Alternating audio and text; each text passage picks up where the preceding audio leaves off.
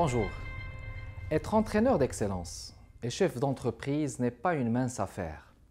La motivation intervient à ce moment-là et à plusieurs niveaux. Avec le stress que connaissent les individus et les entreprises, motiver passe par une propriété, mais encore, comment motiver en gardant toujours le focus sur la nécessité de réussir et de gagner. Nous avons le plaisir d'accueillir M. Roméo Chouaké, entraîneur d'excellence. C'est ainsi qu'en compagnie de sa conjointe Alliance Chantal, il crée la Motivatech Canada SENC. Il se lance dans le design intellectuel d'ateliers d'inspiration et de leadership motivationnel dont plusieurs multinationales et organisations internationales ont bénéficié afin de dynamiser leurs ressources humaines comme Unilever, World Vision, Banque mondiale, gouvernement du Tchad, MTN, Société Générale Forever Living Products, Geodis, Wilson, etc. Il a écrit plusieurs ouvrages, parmi lesquels des supports audio et livresques. Ensuite, le mental est fondamental. Des stress se stress. Ce qu'il vous faut pour faire fortune avec le marketing relationnel. Comment transformer vos idées en argent. Et son dernier, prospecter sans se faire rejeter. Ici Kamal Benkiran, bienvenue chez Art et Lettres. Roméo, bonjour. Bonjour. Très heureux de vous accueillir, Roméo Chouaké, auteur, entraîneur d'excellence, mais il y a des appellations qui sont intéressantes aussi. Entraîneur d'excellence, coach motivateur, leadership motivationnel, il doit y avoir un mot qui les relie.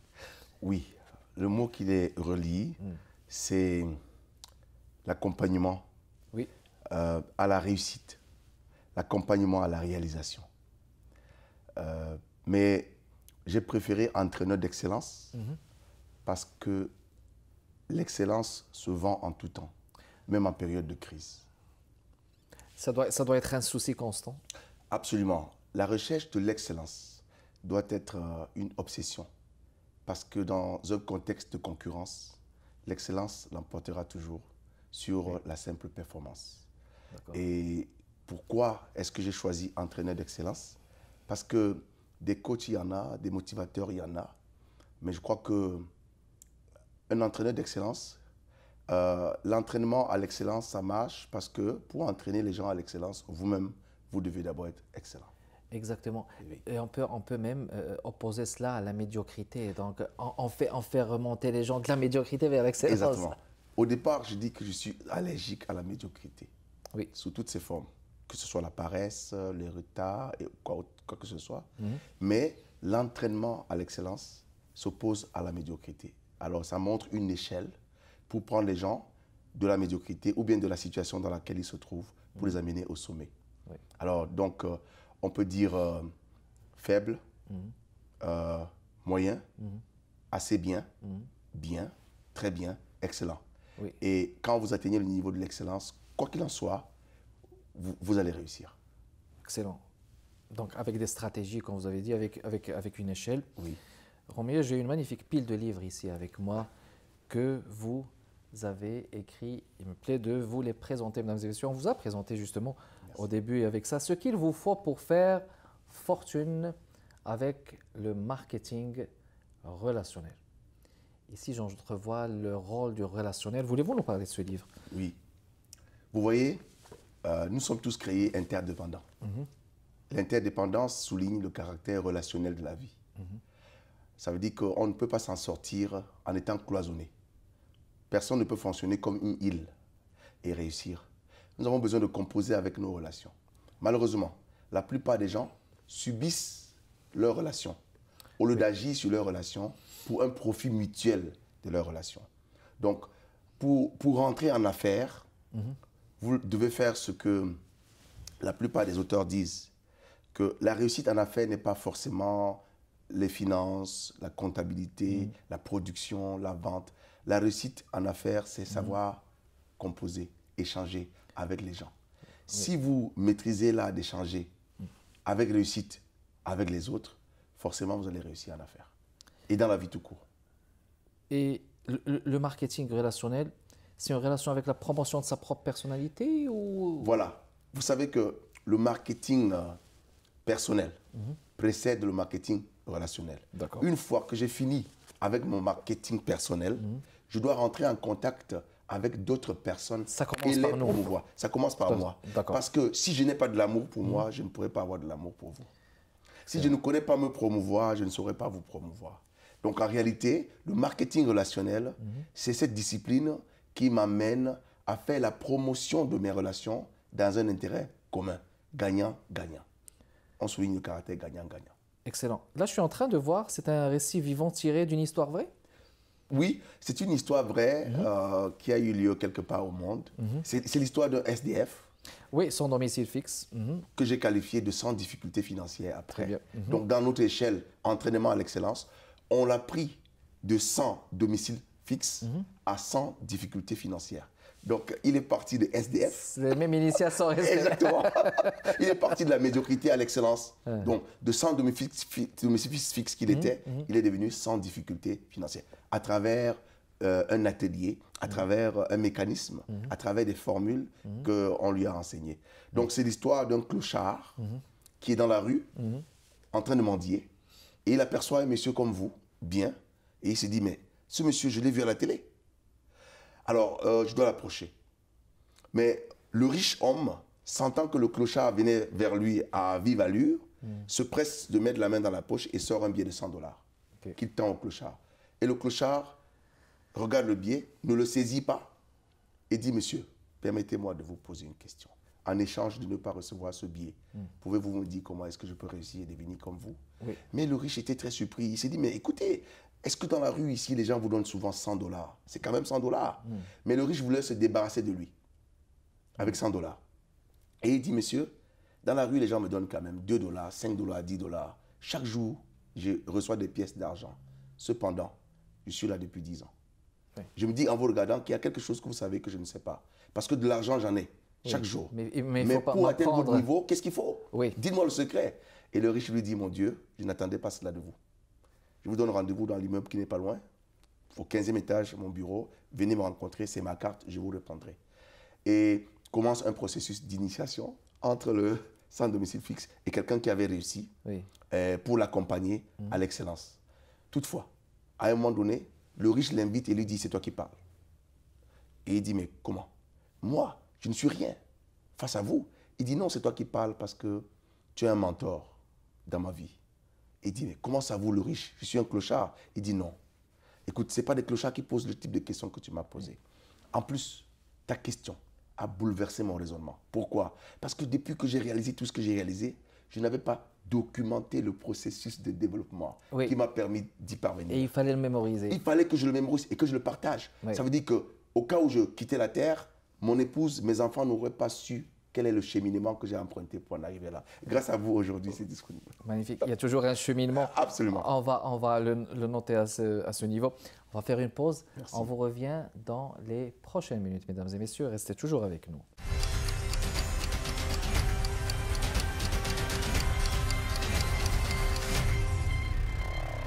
On est de retour, mesdames et messieurs, toujours dans le cadre de Art et Lettres avec notre invité d'aujourd'hui, Roméo Chouaké.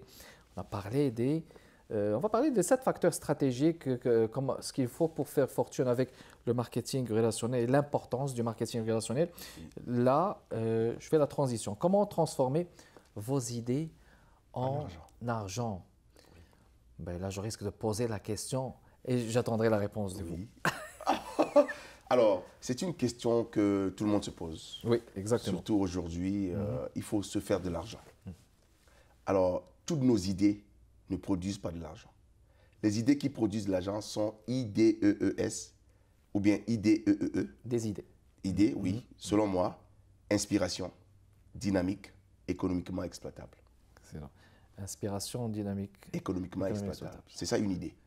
Alors, je peux avoir l'idée d'aller à la télé, je peux avoir l'idée d'aller dans un hôtel. Ça ne donne pas de l'argent. Mais l'idée qui donne l'argent s'appelle inspiration, dynamique, économiquement exploitable. Je dois essayer de vérifier si mes idées correspondent à cette définition. Est-ce que c'est une inspiration dynamique qui peut évoluer, économiquement exploitable? Oui. Alors, et là, je retiens ce credo, l'argent est moins rare que vous le pensez. C'est-à-dire il faut chasser cette idée comme quoi l'argent n'est pas quelque chose qu'on ne peut pas atteindre. Exactement. Mais il y a un rapport aussi Un rapport avec les idées. Hein.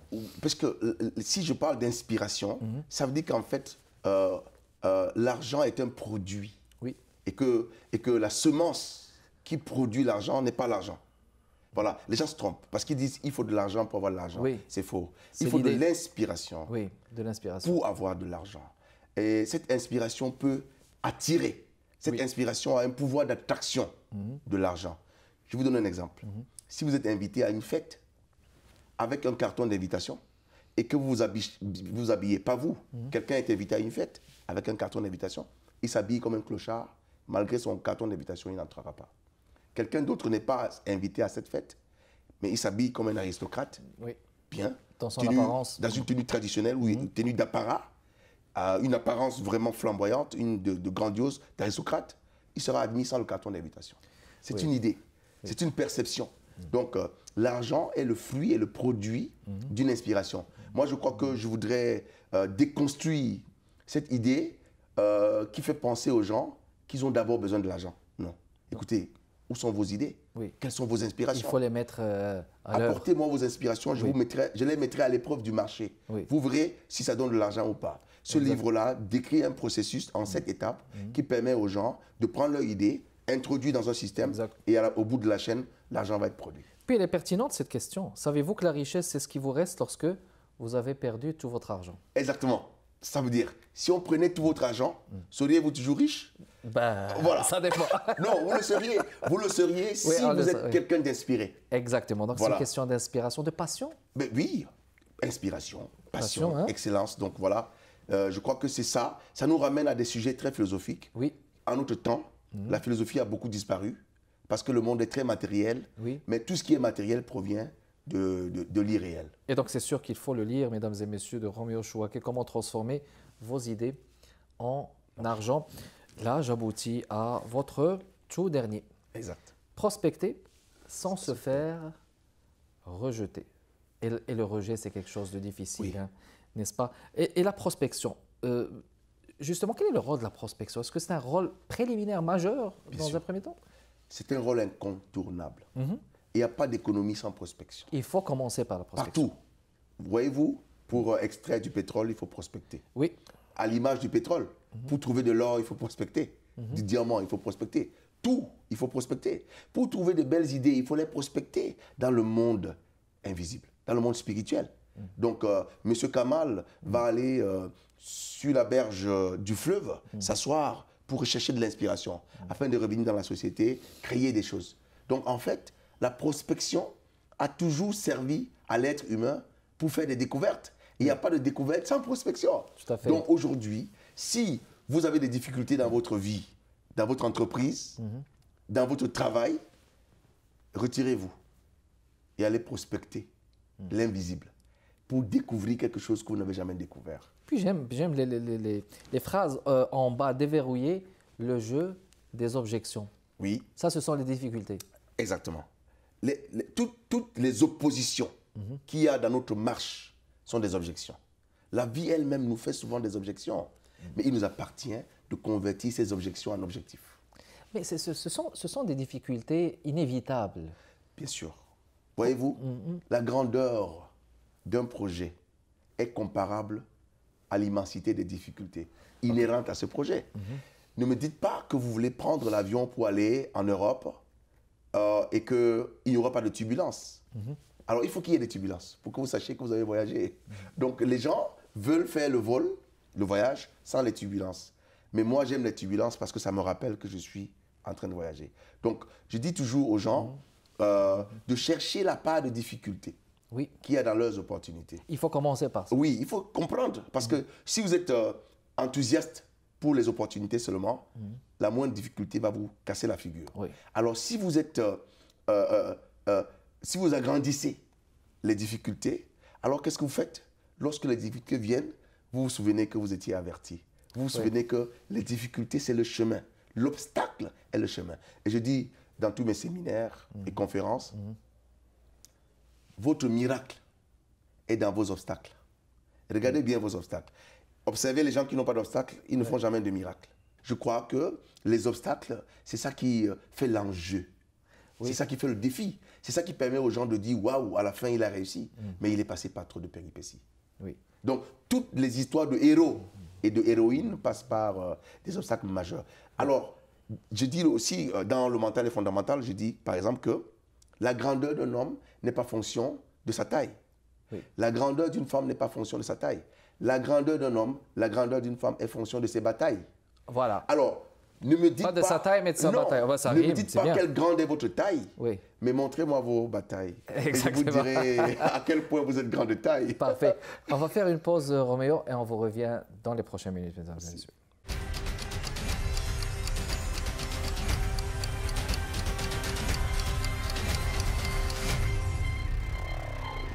De retour, mesdames et messieurs, toujours dans le cadre de Art et Lettres, avec notre invité Roméo.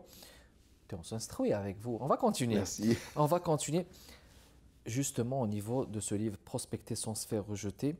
Il y a aussi la possibilité de tracer un chemin vers la fortune. Oui. Est-ce que ça serait facile quand même de faire fortune, pas à la prospection dans un premier temps, puis en suivant un certain chemin tracé d'après notre inspiration? Oui. Il faut que vous puissiez savoir que dans fortune, il y a fort. Dans fortune, il y a fort. Les gens ont oublié que la façon dont vous écrivez le mot fortune, vous ne pouvez pas écrire le mot fortune sans écrire fort. Fort, exactement, qui est la première syllabe, bien entendu. F-O-R-T, oui. ou forte. Oui. Alors, que vous soyez un homme ou une femme, vous devez être fort pour arriver à la fortune. Tout à fait. Pourquoi est-ce qu'on vous demande d'être fort? Parce que justement, on sait qu'il y aura des oppositions. Oui. Il faut que vous ayez de l'inspiration, que vous puissiez fournir des efforts et que vous ayez des stratégies. Tout à fait. L'inspiration, elle est éternelle, elle ne change pas. Les efforts également, c'est le pouvoir de la volonté. Il faut être volontariste. Maintenant, les stratégies s'adaptent. Voyez-vous, vous faites des plans et des calculs pour parvenir à la fin. Vous n'avez pas de moyens, vous cherchez des moyens, vous cherchez des collaborations, des partenariats, vous exposez vos idées, vous trouvez des plans et des calculs pour arriver. Alors moi, je pense que on peut forcer son chemin vers la fortune.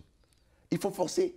Regardez, tous les gens qui ont attendu la fortune comme un train ne l'ont pas eu. La ruée vers l'or. Oui. C'était des... Ils sont partis vers ça. Merci. Voyez-vous, on ne peut pas passivement attendre la fortune, à moins qu'on soit héritier. Et même si vous êtes héritier, vous allez dilapider cette fortune parce que vous n'avez pas forcé votre chemin à travers les obstacles. Exactement.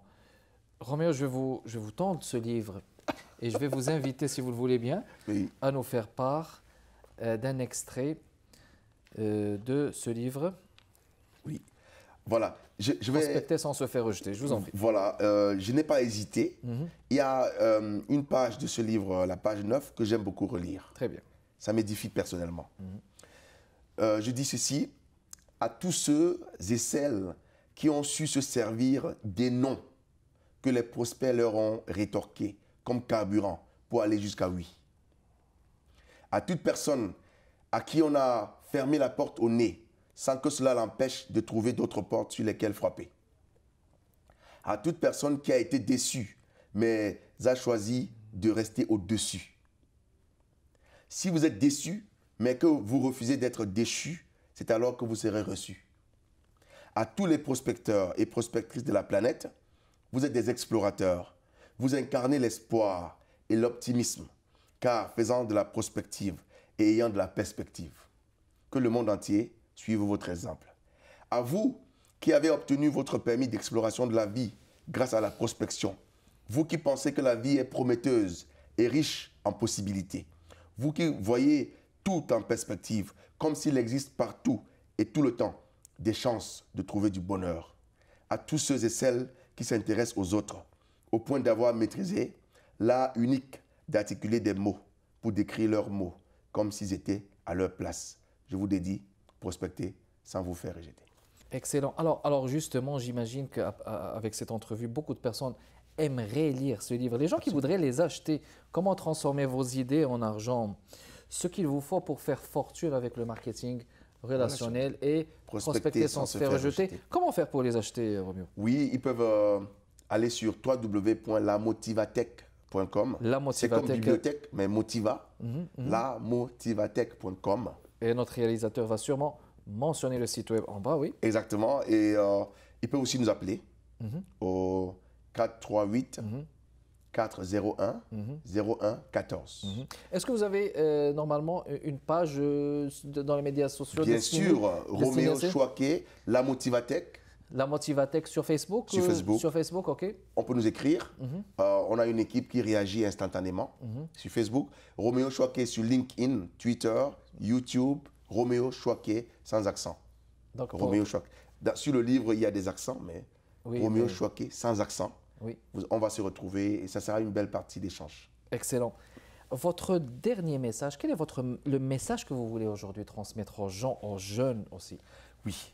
Mon mot de la fin, en espérant qu'un jour vous m'inviterez encore. Mais ça ferait plaisir. Merci. Voyez-vous, être jeune est un handicap parce qu'on est zélé. Alors, il faut avoir du zèle, Z-E, accent grave, L-E, mais avoir des ailes également. Du zèle avec Z. Voilà, et des ailes, voyez-vous, parce que les jeunes ont souvent du zèle, mais ils n'ont pas les ailes pour s'envoler. Oui. Les adultes et les grands, comme vous, ils ont des ailes, parce que la vie les a éprouvés. Je demande aux jeunes de chercher des épreuves. Mon mot de la fin est simple. Dans mon village, il y avait un homme riche, quelqu'un qui a réussi. Les jeunes du village, d'année en année, s'interrogeaient pour savoir quel est son secret. Quelqu'un leur a dit, mais c'est simple. Vous, les jeunes, vous commettez la même erreur. Quelqu'un est là, vous vous posez des questions, comment il a fait pour réussir. Vous voulez recopier sa réussite, mais allez le trouver. Trouvez-le et demandez-lui comment il a procédé. C'est simple. Ils sont allés le trouver, je vais le dire rapidement. Oui. Ils sont allés le trouver. Et l'homme qui avait réussi leur a dit, les amis, demain matin, trouvez-moi auprès du fleuve. Auprès du fleuve, venez à 4 heures du matin. Les jeunes étaient 100. La moitié n'est pas venue à 4 heures. Premier point. Ceux qui sont arrivés à 4 heures, lorsqu'ils sont arrivés, le vieux sage leur a dit, écoutez les amis, j'avais oublié de vous dire hier qu'en venant au fleuve, il fallait venir chacun avec un seau. Donc vous allez retourner à la maison. Beaucoup ont dit, mais écoutez là, franchement, ça ne marche pas votre affaire. Je rentre chez moi, je ne reviens pas. J'ai écouté mon sommeil à cause de vous. Beaucoup sont rentrés, près de 20 sont revenus. Donc au départ, 50 étaient arrivés, 30 sont partis, 20 sont revenus avec des seaux. C'est parce qu'il ne reste pas assez beaucoup de temps. Rapide, donc je finis ici. Alors les 20 sont arrivés et le vieux leur a dit, écoutez, le secret de ma réussite est simple. Chacun d'entre vous, vous allez compter le nombre de... Vous allez compter, vous allez prendre le seau, puiser un seau de sable et comptez-moi les graines de sable. Et il s'est couché, il s'est endormi, il attendait que les jeunes comptent. Tout le monde a laissé tomber. Mais pendant son sommeil, il entendait quelqu'un qui disait 5583 000, 5485. Et il s'est réveillé, il a dit, jeune homme, arrête-toi là, viens. Tu vas réussir. Sur 100 personnes, il y a un jeune qui a réussi. Donc, c'est le secret. Roméo, merci beaucoup d'être passé nous voir. C'est un plaisir de vous avoir reçu. Merci beaucoup de votre continuel intérêt, mesdames et messieurs. Kamal Benkiran avec vous. À la prochaine.